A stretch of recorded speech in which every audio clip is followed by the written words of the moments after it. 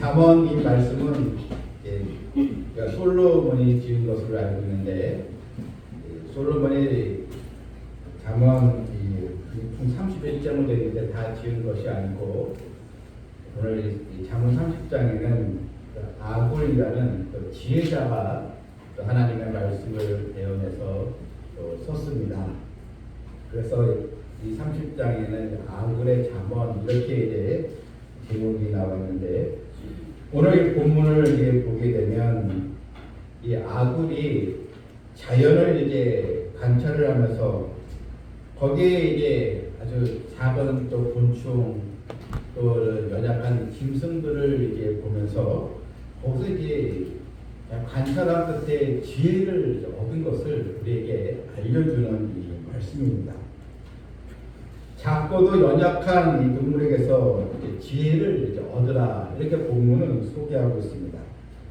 만물의 영장이라고 하는 인간이 이런 이 동물에게서 무엇을 배우라고 하는 걸까요? 왜 성경은 이런 작은 그래도 곤충 짐승들을 나열하면서 왜 우리에게 배우라고 이야기를 하는지 우리는 하나님의 이 마음을 하나님의 뜻을 깨닫는 성도가 되어야 합니다.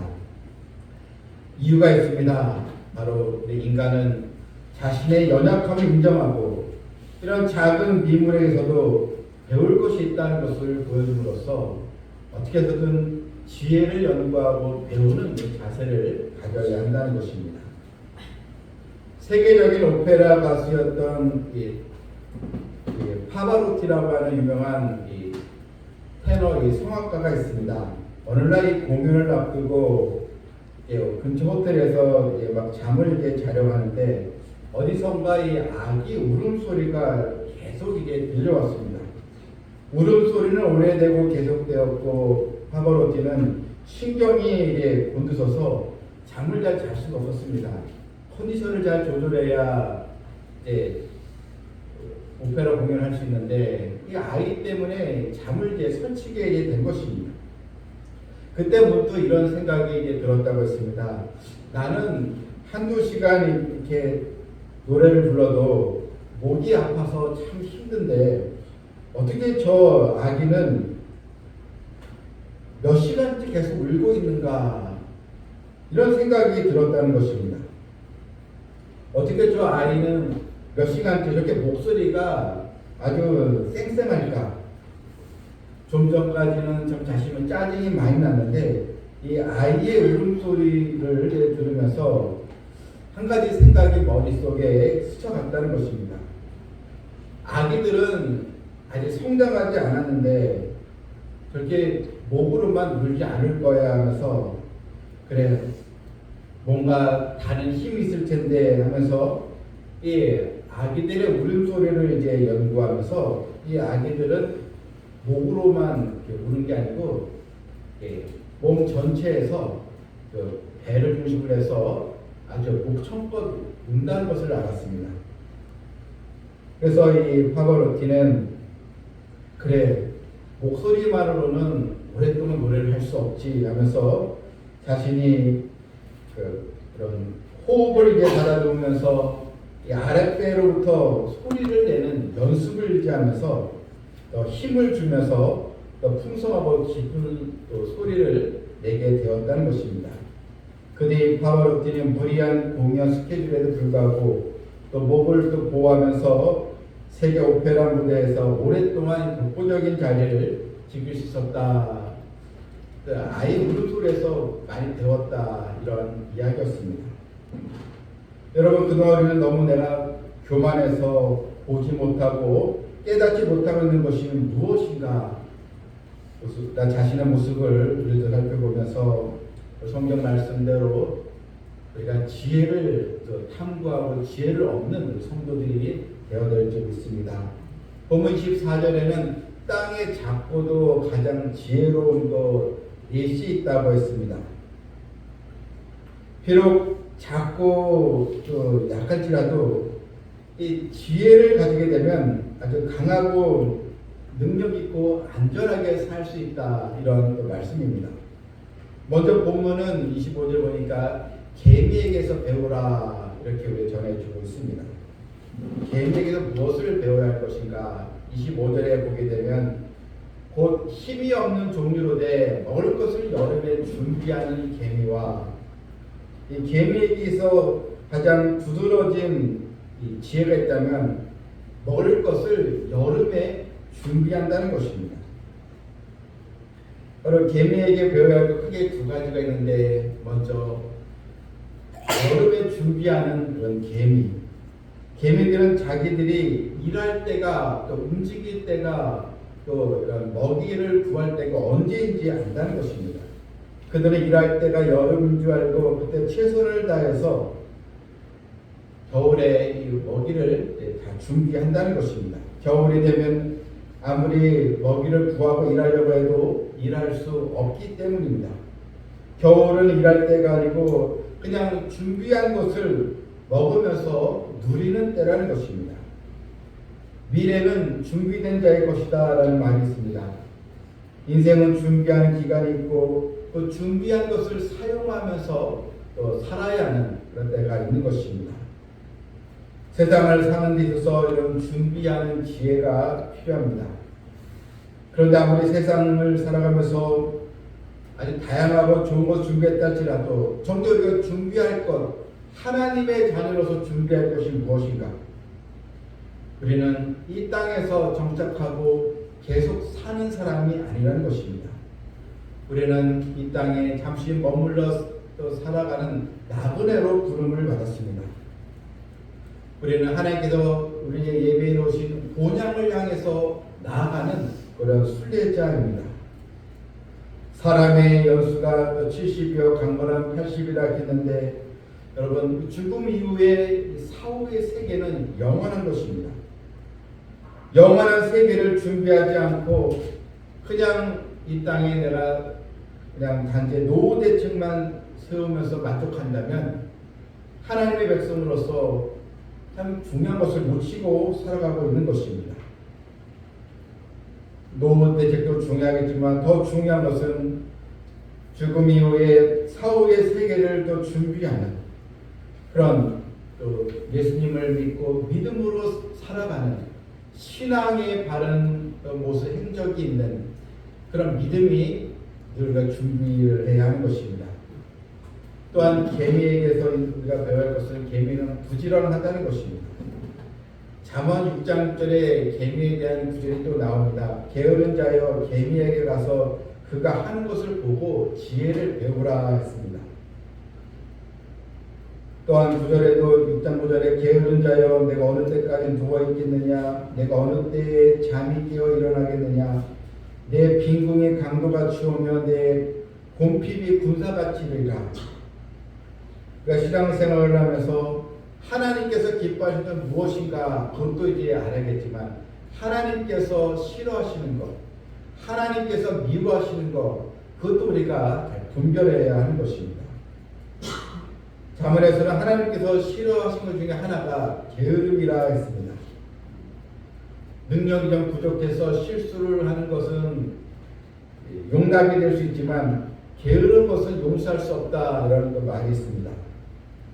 신앙생활도 마찬가지입니다. 게으른 사람에게 가난이 찾아오는 것처럼 하나님 백성들에게도 영적인 면에서 믿음 생활에 게으름이 찾아오면 영적인 이런 궁핍함에 거기에 직면하게 되는 것입니다. 기도해야 될 때 게을러서 기도하지 않고 또한 하나님의 말씀을 듣고 말씀으로 살아야 될 때 게을러서 말씀을 듣지 못하고 말씀의 훈련을 받지 못한다면 또 하나님께 맡겨주신 신자로서의 그 사명이 있는 이것을 감당하지 못하면 우리의 믿음 생활에도 황폐함이 온다는 것입니다. 결국은 하나님을 또 멀리하고 하나님의 자녀에게서 이탈하는 그런 일이 또 벌어지게 된다는 것입니다. 개미는 작지만 열심히 일을 하면서 겨울을 준비한 것처럼 우리 또한 주님 만날 것을 준비하고 깨어있는 그 신앙생활을 해야 합니다. 대부분 한 해 한 해를 보내면서 내년에는 좀 나아지겠지 또 좋은 일이 생기겠지 이런 기대감을 갖습니다. 그런데 어제와 똑같이 우리가 살아가면서 아무런 변화 없이 살아가면서 좋은 미래를 기대하는 것은 어리석은 그런 생각이라는 것입니다. 전도서 11장 6절에 너는 아침에 씨를 뿌리고 저녁에도 손을 놓지 말라. 이것이 잘 되는지 저것이 잘 되는지 꼭 둘이 다 잘 되는지 알지 못함이라. 농부가 비록 수확에 대한 그런 불확실한 미래가 있지만 그래도 최선을 다해서 저희가 할 수 있는 것을 준비한 것처럼 우리의 인생도 겨울이 오기 전에 일할 수 있는 이런 여름이 지나가기 전에 주님께서 말씀하신 대로 믿음의 일을 행하는 성도들이 되어야 합니다. 예수님은 요한복음 9장 4절에서 때가 아직 낮음에 나를 보내신 이의 일을 우리가 해야 하리라. 밤이 오리니 그때는 아무도 일할 수 없다. 주님께서 지금 아직은 낮이니까 우리가 일을 해야 된다. 그러니까 예수님께서 메시아로서 사역을 하게 되지만 또 제자들이 너희들 나와 함께 있을 때 함께 하나님 나라 앞에서 열심히 충성하지 않겠느냐. 그런데 밤이 오리니 그때는 아무도 일할 수 없다. 그러니까 예수님께서 십자가를 지시게 되면 너는 그때 어떻게 하겠느냐. 늘 준비된 그런 신앙으로 하나님의 은혜를 사모하면서 믿음으로 나가야 한다는 것을 제자들에게 말씀하여 주신 것입니다. 여러분, 일하고 싶어도 일할 수 없는 그런 밤이 옵니다. 그래서 로마서 10장 11절에는 부지런하여 열심을 품고 주를 섬기라 했습니다.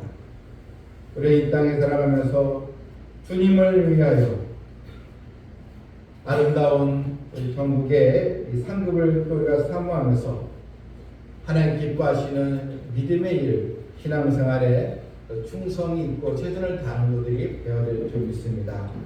두 번째로는 26절에 보니 약한 종류로되 집을 바위 사이에 짓는 사반과 이 사반에게서 배우라는 것입니다.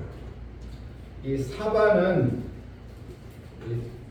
우리가 참 처음 듣는 아마 용어인데 이게 이제 중동 지역에 크기는 토끼와 비슷하면서 이 바위에 집을 짓는 너구리과의 한 종류라 이렇게 이제 나와 있습니다.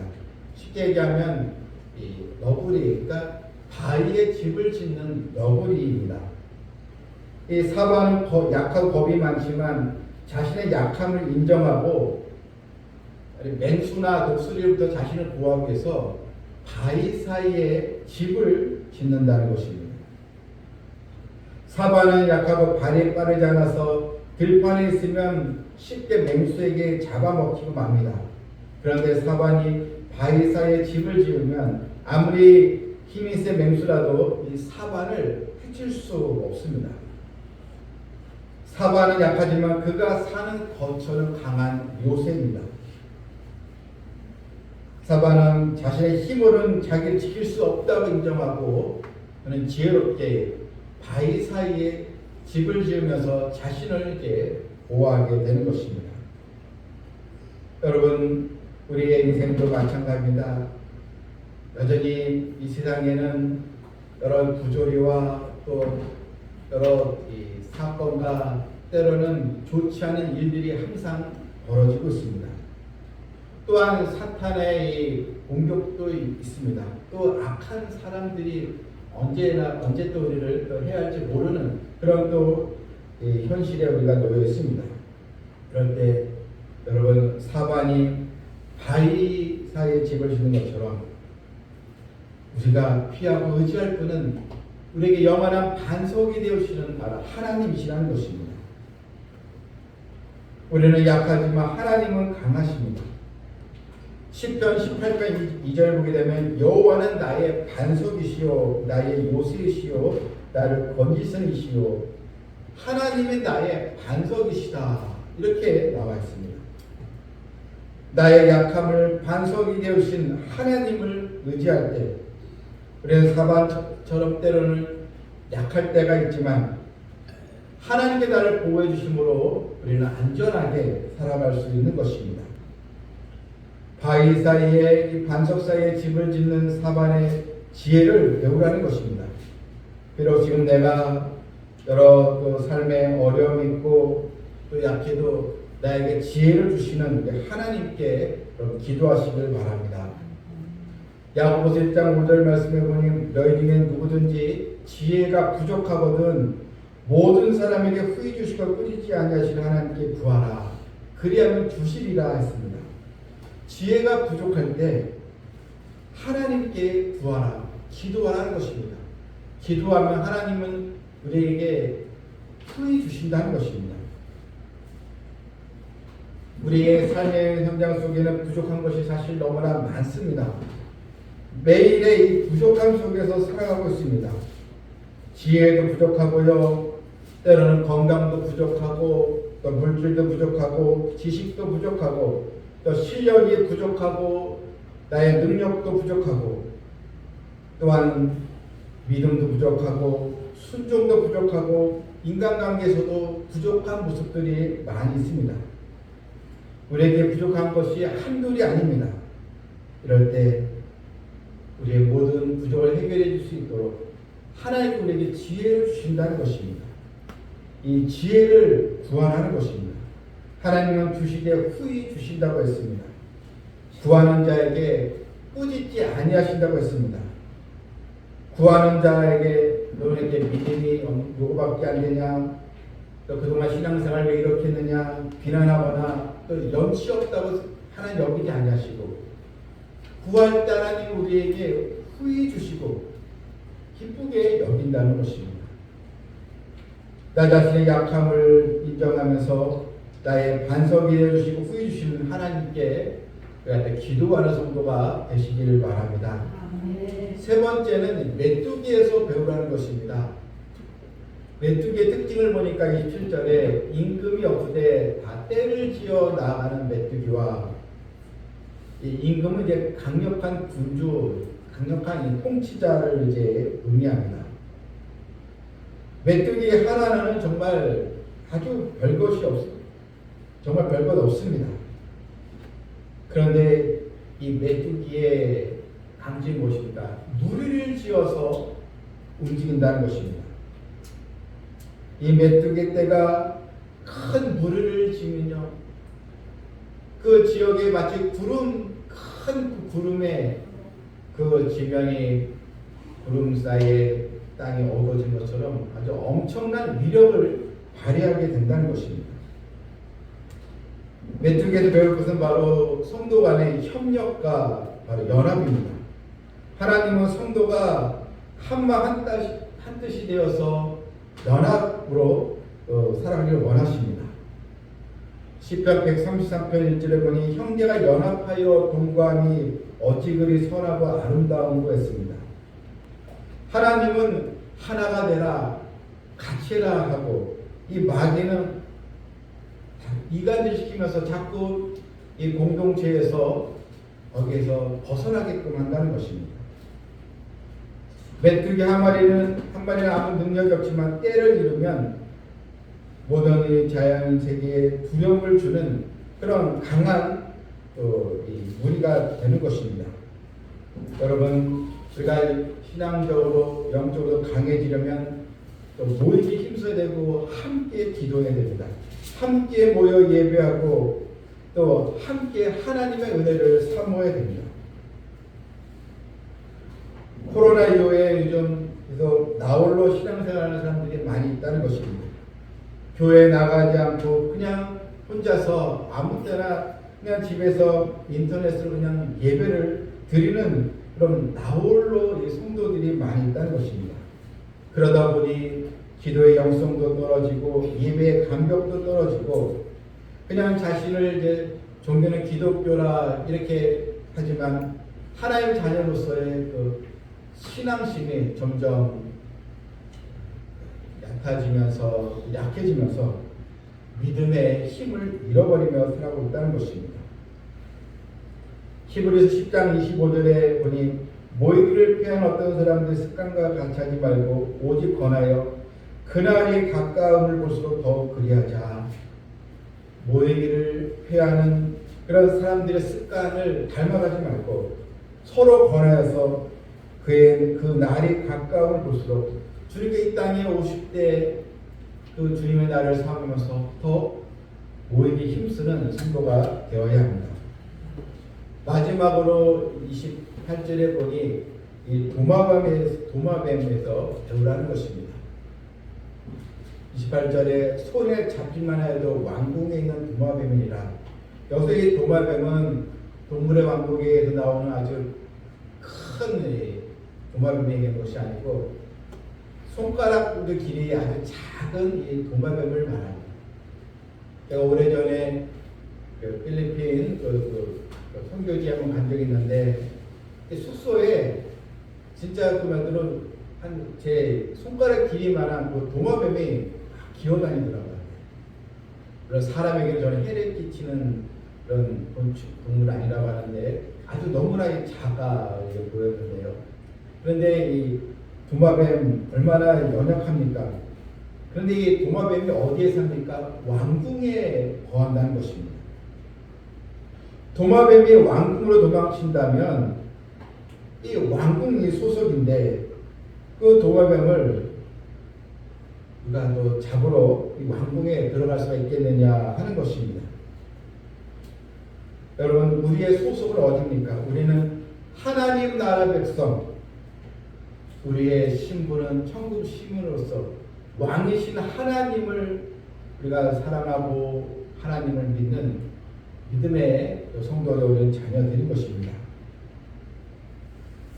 빌립보서 3장 20절에 보니까 우리의 시민권은 하늘에 있는지라 했습니다.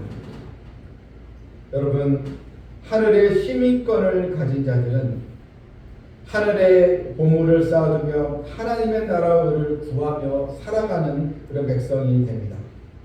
우리가 발을 딛고 서 있는 이 땅은 내가 영원히 살 곳이 아닙니다.